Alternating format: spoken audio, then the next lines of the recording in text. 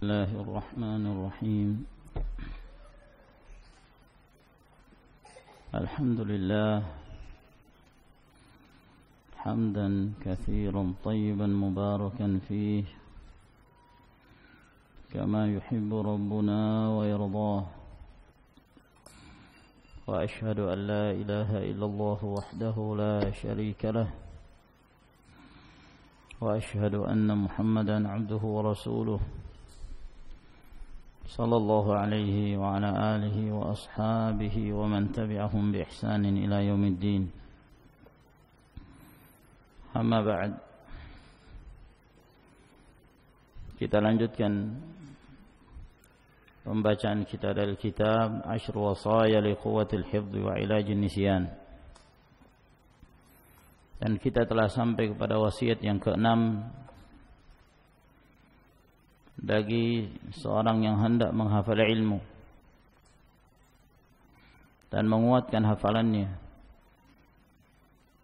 yaitu dengan mudzakarah, mengulang-ulangi apa yang telah dipelajari. Dan telah kita jelaskan bahwa cara bermudzakarah bisa dilakukan dengan dua cara: bersama orang lain, mencari teman, atau sendirian.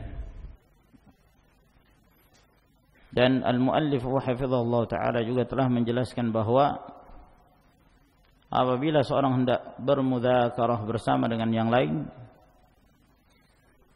maka ada beberapa cara pula.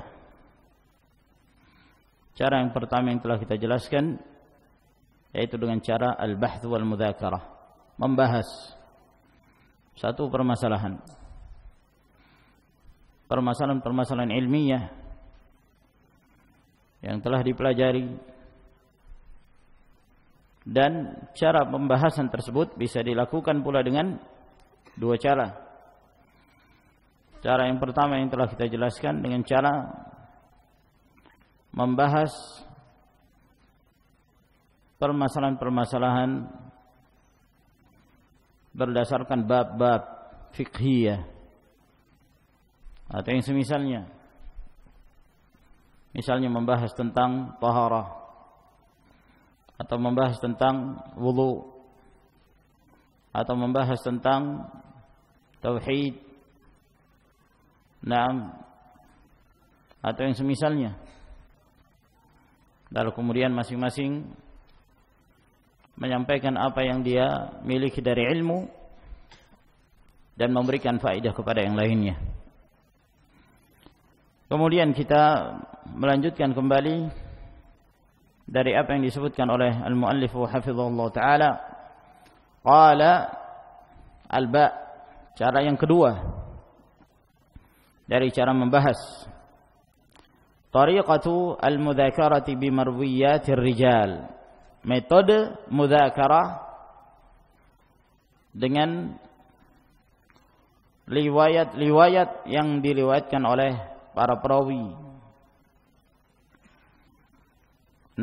Misalnya menyebutkan hadis yang datang dari sahabat fulan, Abu Bakar As-Siddiq, apa hadisnya? Umar bin Khattab, apa riwayatnya? Abu Hurairah, apa riwayatnya? Apakah kamu menghafal sesuatu dari hadis Sa'ad bin Abi Waqqas atau dari hadis Abu Sa'id Al-Khudri atau yang semisalnya? Kata beliau, wa hiya akhassu ma takunu bil hadits an-nabawi, dan yang seperti ini, metode periwayatan itu lebih khusus, lebih terkhusus, ya, menjelaskan tentang hadis-hadis Nabi sallallahu alaihi wasallam. Fayuqal, misalnya dikatakan kepada temannya, madza tahfazu min hadithi fulan, apa yang kamu ketahui, apa yang kamu hafal dari hadisnya si fulan, au min musnadi fulan, atau dari musnad si fulan, au riwayati fulan an fulan, atau riwayat dari fulan ketika dia meriwayatkan dari fulan.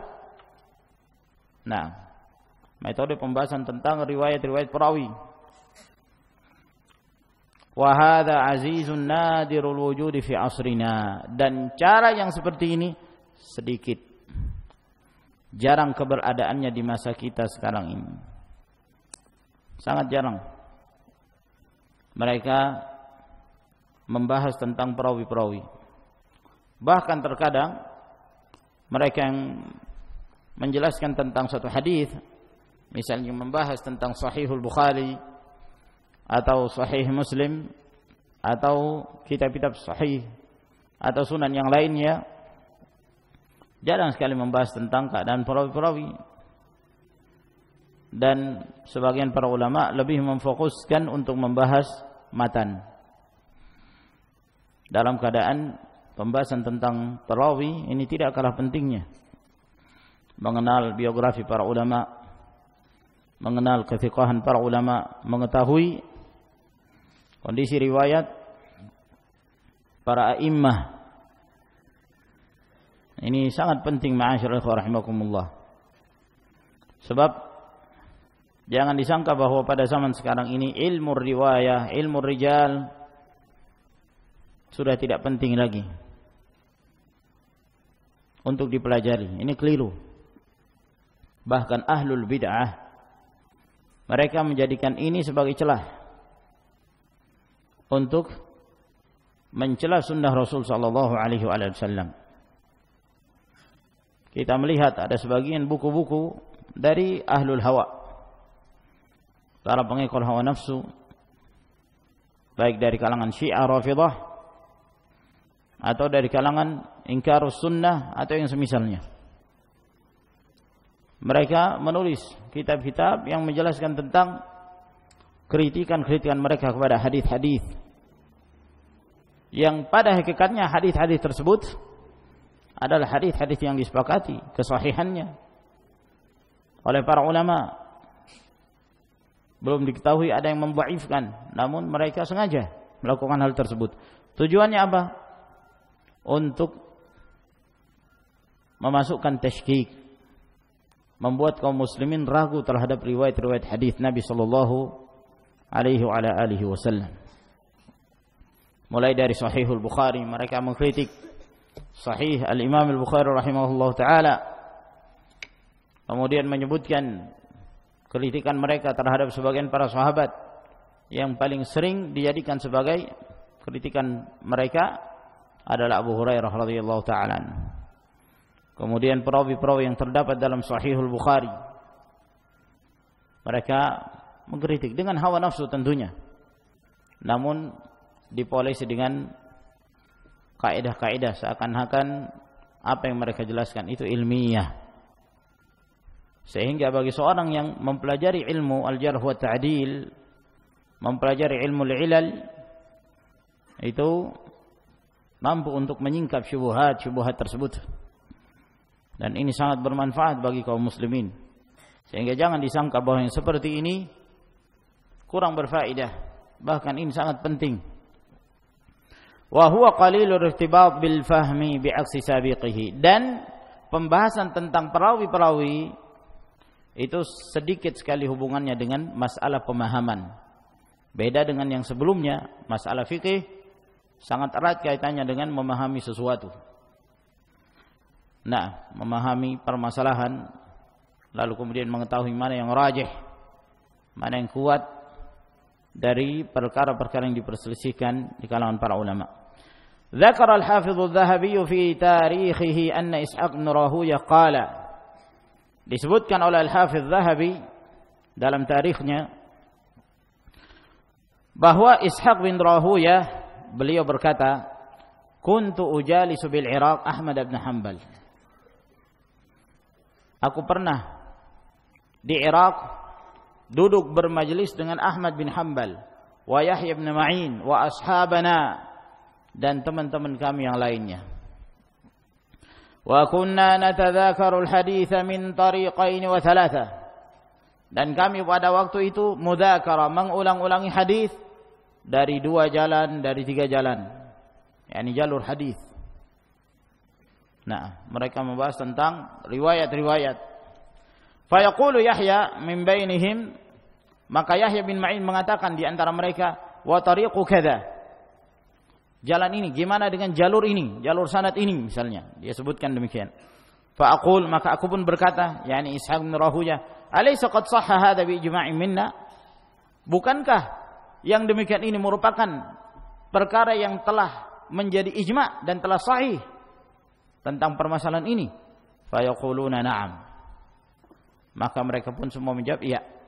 Jadi diulangi pelajaran tentang jalur-jalur riwayat. Datang dari jalan ini, kemudian satu menyebutkan juga datang dari jalur ini. Naam.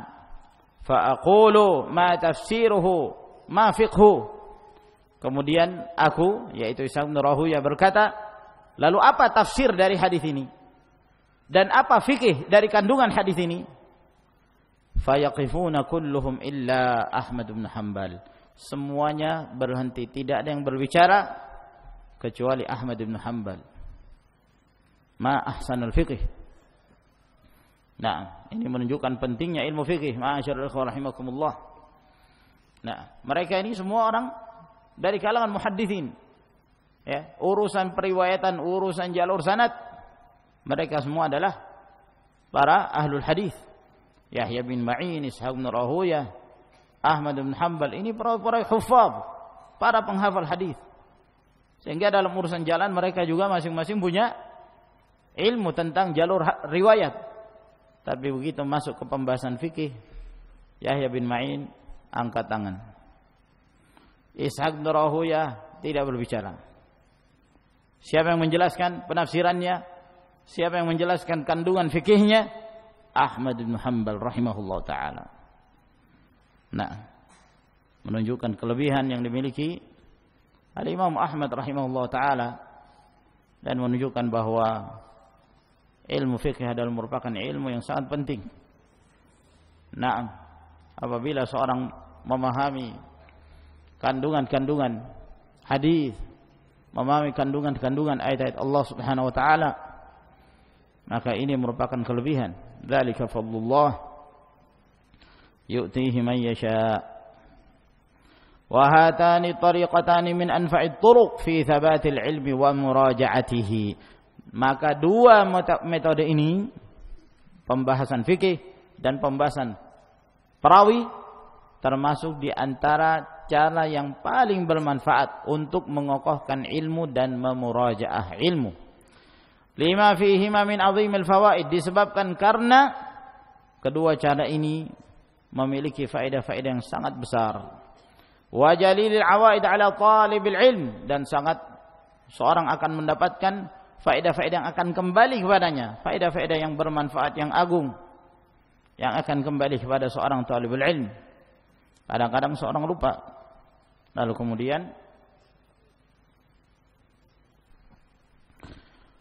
wa hadha kulluhu yahmiluhu ala intiqa'il julasa wa ightinamil furas. Maka ini semua ya akan membawa seorang penuntut ilmu untuk memilih teman-teman duduknya. Ini penting, ma'asyiral ikhwah rahimakumullah. Berarti kalau seorang ingin pintar, seorang ingin memurajaah ilmu, jangan cari sembarang teman, cari orang yang bersungguh-sungguh. Cari orang-orang yang betul-betul serius untuk belajar. Sehingga pada saat kita murajaah, kita semangat dan teman kita juga semangat, saling memberikan faedah, saling mengingatkan apa yang terkadang kita luput. Nah, ini penting. Jauhi ya orang-orang yang la'abin, yang sukanya bermain, yang tidak pandai memanfaatkan waktunya, yang kesehariannya hanya ingin mencari hal-hal yang merusak, mengganggu teman yang lain. Para tullabul ilm, barakallahu fikum. Nah, hati-hati. Seorang pada masa-masa talabul ilm, pada masa-masa menuntut ilmu, dibutuhkan kesabaran dan dibutuhkan teman yang baik. Terkadang kita melihat, subhanallah, ada sebagian penuntut ilmu dulunya rajin, masya Allah, tapi begitu dia berkenalan dengan seorang yang jelek, seorang yang buruk, akan jadi buruk pula dia. Nah, akhirnya menjadi rusak. Yang dahulu masya Allah semangat hadir di majelis, semangat belajar, semangat menuntut ilmu, berkenalan dengan orang-orang yang jelek, orang-orang yang buruk, berkenalan dengan dunia luar, akhirnya menjadi rusak. Ya, ada sebagian mereka dulu santri di sini. Namun rupanya dia tidak diberi hidayah, akhirnya dia menjadi rusak, keluar, ya, maka dia semakin merusak dirinya. Ada sebagian santri akhirnya mulai terpengaruh, ikut-ikutan mengenal dunia luar. Bahkan ada yang sampai katanya main internet, mendatangi warnet, main internet. Ada apa? Anda seorang santri, seorang talibul ilm.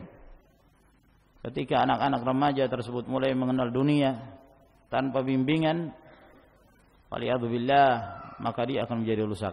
Orang-orang yang seperti ini, apabila kita melihat ada tanda-tandanya, jauhi, jangan didekati. Ya, jangan cari kesempatan hati kita untuk menerima orang yang seperti itu. Jauhi. Ketika orang itu datang, tinggalkan. Jangan didekati. Kenapa? Khawatir. Al-qulubu dha'ifah. Hati itu sangat lemah sekali. Sangat mudah terbawa. Kadang-kadang sebagian mereka yang mengerti dunia luar masuk ke ma'had, lalu kemudian cerita macam-macam. Cerita ini, cerita itu, cerita internet, cerita macam-macam. Orang yang seorang talibul ilm dengan lugunya mendengarkan terus terpengaruh. Yang dahulunya terlihat sungguh-sungguh rajin menghafal, Masya Allah, beberapa bulan kemudian hilang sudah. Senangnya keluyuran ke sana kemari. Ya. Maka orang-orang seperti ini jauhi, jangan berteman dengan orang yang seperti ini, merusak. Ya. Dan kalau ada yang mengetahui di antara orang-orang jenis yang buruk seperti ini ada di lingkungan santri, diberitahu, sampaikan kepada musyrif, sampaikan kepada ustaz, ya, untuk disingkirkan. Sebab orang yang seperti ini dikhawatirkan akan membawa virus yang akan merusak anak-anak muda, virus yang akan merusak para thulabul ilm. Dan orang yang seperti ini tidak sepantasnya berkumpul dengan orang-orang yang baik, yang mereka Masya Allah serius mendalami agama Allah Subhanahu wa ta'ala, dan itu adalah merupakan amalan yang terbaik. Maka jangan kita beri kesempatan, ma'asyiral ikhwah rahimakumullah, jangan beri kesempatan kepada hati kita untuk menerima orang-orang yang buruk seperti itu. Jauhi apabila ada orang seperti ini. Ketika kita melihat ada seorang teman baik, Masya Allah, serius, bagus ibadahnya, bagus dalam menuntut ilmu, serius, dekati. Kita berusaha untuk selalu bersama dengan orang-orang yang seperti ini, sehingga ketika kita bersamanya, dia akan membawa kita kepada hal-hal yang positif, yang baik. Murajaah bersama. Adapun orang yang buruk, mufsid, merusak yang lain, maka itu adalah virus yang sangat berbahaya. Lebih berbahaya dari penyakit kronis. Masyaallah rahimakumullah. Kalau penyakit kronis, separah apapun penyakit itu, yang dimatikan adalah jasad. Yang mati adalah jasad. Namun orang-orang seperti ini merusak. Yang dirusak itu adalah hati. Waliyadzubillah. Yang dimatikan itu adalah hati. Kalau hati seorang itu mati, apa gunanya dia hidup di muka bumi? Dia seperti bangkai yang berjalan. Bangkai yang berjalan. Tidak beribadah, lalai dari beribadah kepada Allah Subhanahu wa ta'ala, lebih senang dengan kehidupan dunianya. Maka orang-orang yang seperti ini, masyaallah rahimakumullah, siapa yang mengetahui atau siapa di antara orang yang seperti ini mendekati santri, sampaikan atau ingkari pada saat itu. Suruh pergi orang yang seperti ini. Alhamdulillah, kita tidak membutuhkan. Kita tidak menginginkan jumlah yang banyak, santri yang banyak, akan tapi tidak, sekedar banyak namun tidak bermanfaat, merusak lebih banyak daripada memperbaiki. Maka beliau mengatakan hal yang demikian ini membawa kita untuk memilih dan menyaring teman-teman duduk kita. Waqtinamil furas, dan memanfaatkan waktu. Fayudzakiru kullu sahibi fannin fima yuhsinu minal ulum. Maka setiap orang yang memiliki ilmu tersebut, dia memurajaah apa yang dia bagus dalam ilmu tersebut, yang dia kuasai dari ilmu itu. Rawal Hakim fi ma'rifati ulumil hadis an Abi Sa'id al-Khudri radhiyallahu ta'ala anhu annahu qala. Telah diriwayatkan oleh Imam Al-Hakim dalam ma'rifati ulumil hadis dari Abu Sa'id al-Khudri radhiyallahu ta'ala anhu bahwa beliau berkata, tadzakarul hadis fa innal haditsa yuhayyijul hadis. Hendaknya kalian bermudzakarah terhadap hadis. Ulang-ulangilah hadis yang telah kalian hafal. Karena sesungguhnya hadis itu membangkitkan pembicaraan. Fa innal haditsa yuhayyijul hadis. Maksudnya apa? Fa innal hadis yakni riwayat. Fa innar riwayat, maka sesungguhnya hadis-hadis itu akan membangkitkan pembahasan. Hadis yang kedua maknanya adalah pembicaraan. Ya. Memudzakarah, murajaah hadis itu akan mendatangkan semangat di dalam majelis untuk terus membahas. Itu yang dimaksud oleh beliau yuhayyijul hadis. Akan membangkitkan gairah untuk berbicara, untuk menyampaikan apa yang dimiliki dari ilmu. Waruya an Ali bin Abi Thalib. Naam, atau warawa an Ali bin Abi Thalib, dan diriwayatkan pula, yakni diriwayatkan oleh Al-Hakim dari Ali bin Abi Thalib radhiyallahu taala anhu qaulahu, tazawaru, saling berkunjunglah kalian, berziarah, wa aktsiru dzikral hadis, dan perbanyaklah menyebutkan hadis-hadis, fa innakum illam taf'alu yandarisul hadis. Sebab kalian apabila tidak melakukan hal tersebut, sering mengulang-ulangi hadis, maka hadis itu akan hilang, akan lenyap.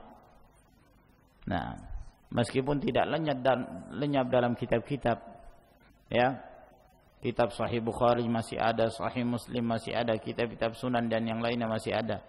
Tapi kenapa kata beliau, ya, hadis itu akan hilang? Kenapa? Karena apabila tidak sering disebutkan, ya, sehingga hadis tersebut tidak akan menyebar di tengah-tengah kaum muslimin. Nah, tidak ada yang menyampaikan. Apabila kalian tidak melakukannya, sering memperbanyak mudzakaratul hadis, maka hadis itu akan hilang. Wa rawa an Abdullah bin Mas'ud radhiyallahu ta'ala anhu annahu qala, dan diriwayatkan pula dari Abdullah bin Mas'ud radhiyallahu ta'ala anhu bahwa beliau berkata, tadzakarul haditsa fa inna hayatahu mudzakaratuhu. Hendaknya kalian bermudzakarah hadis, karena sesungguhnya hidupnya hadis itu dengan bermudzakarah. Hadis itu akan menjadi hidup, akan menyebar, akan senantiasa teringat apabila sering-sering dimudzakarah.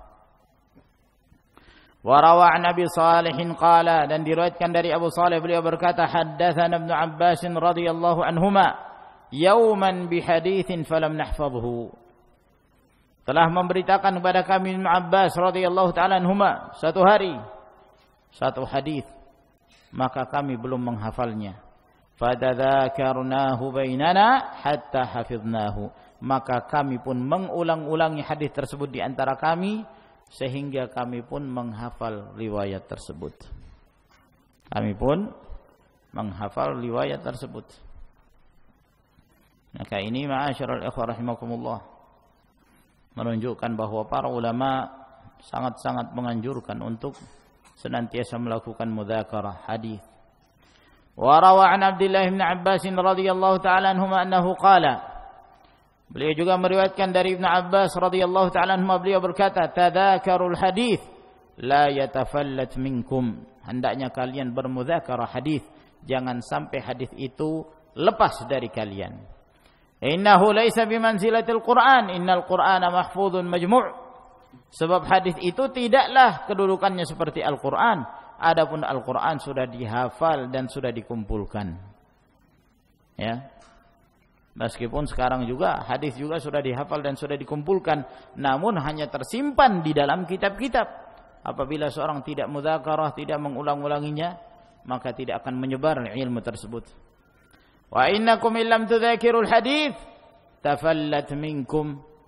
Sesungguhnya kalian apabila kalian tidak mudzakarah hadis, maka hadis itu akan hilang dari kalian, lepas dari kalian. Wala yaqulanna ahadukum, dan jangan sekali-kali seorang kalian mengatakan haddatsu ams wala uhadditsul yaum. Kemarin kan saya sudah bacakan hadis ini, maka hari ini saya tidak perlu lagi membacakan. La, jangan seperti itu kata beliau. Bal haddits amsi wa hadditsil yauma wa haddits gadan. Namun beritakan hadis itu kemarin, hari ini, besok.